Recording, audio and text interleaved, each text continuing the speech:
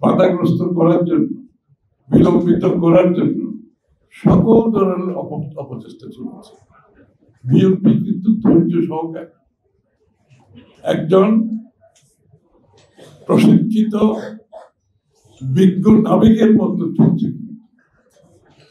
সমুদ্রে ঝড় তুফান যতই আসুক, একজন বিজ্ঞ নাবিক যেরকম একটি জাহাজকে চালায়, কিন্তু তারেক রহমানের নেতৃত্বে আমরা কিন্তু সেইভাবে নেভিগেট করছি। এই যে একটু আগে বললাম, আমরা কিন্তু রেসপন্স করছি না, আমরা বড় পিকচার দেখছি। বিগ পিকচার, এই ছোটখাটো জিনিস বিষয়ে আমরা বকডাউন হয়ে যাচ্ছি। একটা রাজনৈতিক দল নেতা নেতৃত্বের বড় সবচেয়ে বড় অ্যাট্রিবিউট হচ্ছে যে তার সে বড় পিকচারটা দেখছে।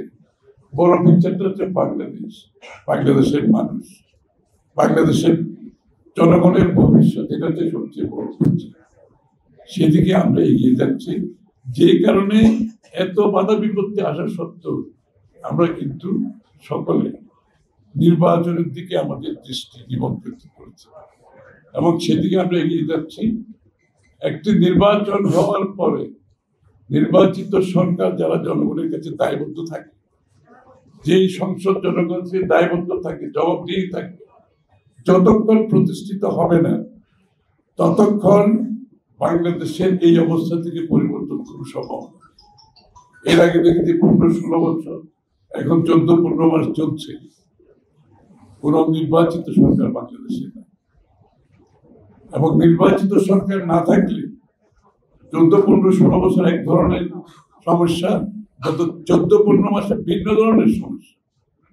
কারণ জনগণের রিপ্রেজেন্টেশন নাই, জনগণের প্রতিনিধিত্ব নাই।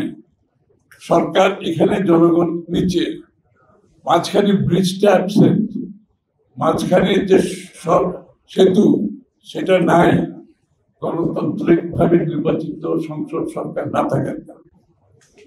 এবং সেই সেতু না থাকার কারণে দেশ আজকে কোথায় যাচ্ছে আমার বলার প্রয়োজন।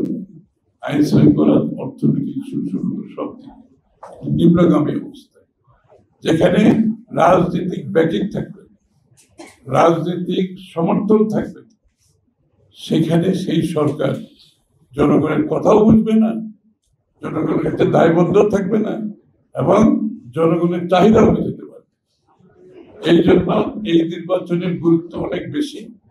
আমরা সকলে মিলে এই নির্বাচনকে সফলভাবে জাতীয়তাবাদী শক্তিকে সমর্থনের মাধ্যমে আমরা একটা দেশে গণতান্ত্রিক অর্ডার ফিরিয়ে আনতে চাই।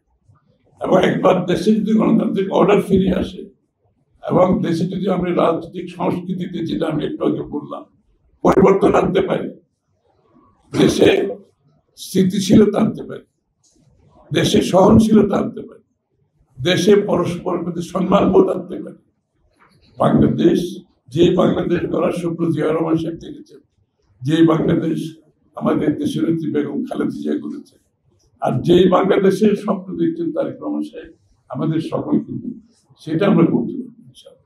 ইতিমধ্যে আপনারা দেখেছেন কথাগুলো আমি বলছি এই কারণে যে রাজনীতিবিদরা রাজনৈতিক রেটোরিক্স এর মধ্যে থাকে।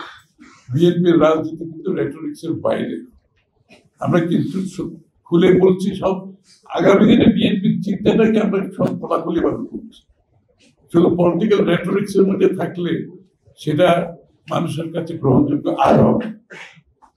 এখানে একটু ট্রাস্টের সমস্যা আছে, সত্যিকার অর্থ বলছি। এই জন্য জনগণ জানতে চাই আগামীর বাংলাদেশকে আপনারা কিভাবে দেখছেন, কি স্বপ্ন আমাদেরকে দেখাচ্ছেন। স্বাস্থ্য খাতে আমরা বলেছি যে বিনামূল্যে প্রাথমিক চিকিৎসা প্রত্যেকটি নাগরিককে দেওয়া হবে, বিনামূল্যে। এবং তার সাথে সাথে তার আগের স্টেপ হচ্ছে যে প্রিভেন্টিভ হেলথ কেয়ার, যেটা যে রোগ প্রতিরোধ করার জন্য যে কেয়ারগুলো দরকার সেগুলো আমরা আমাদের পলিসিতে নিয়েছি। এবং রোগে আক্রান্ত হলে প্রাথমিক চিকিৎসা বিনামূল্যে দেওয়ার ব্যবস্থা হয়েছে। তার পরবর্তী স্টেজে, অর্থাৎ আপনি গ্রামে গঞ্জে বসে আপনার চিকিৎসা পাবেন, সেখানে আপনার চিকিৎসা উপস্থিত থাকতে হবে। এবং তারপর স্টেজে যদি আপনার না হয়, তারপরে আপনি শহরে যাবেন, ওখানে চিকিৎসার ব্যবস্থা থাকবে, তা না হলে ডিভিশনাল শহরে যাবে, তারপরে ঢাকায় যে আসতে হবে তোকে দরকার তুমি